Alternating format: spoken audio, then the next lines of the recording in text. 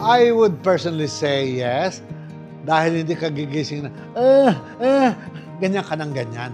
Kasi nawala na yung sakit ng mga rayuma mo. Alalahanin nyo, basta kayo umakyat sa edad na 45, automatic yan. Lahat ng sakit nandun na sa loob ng katawan nyo. Sample, ang lalaki, at the age of 40, lalabo ang mata. Okay? I would like you to know, I'm past 25, but I am 20 because my eyes is fully lubricated. I have never allowed my eyes to get old, to get dry, because I know that it will give me pain. The only way how to do is lubricate. Marami pong nabibiling eye gel.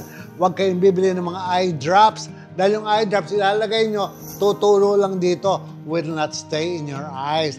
Look for eye gel na pag nilagay nyo sa mata nyo, will stay hanggang umaga at klarong-klaro ang mata nyo.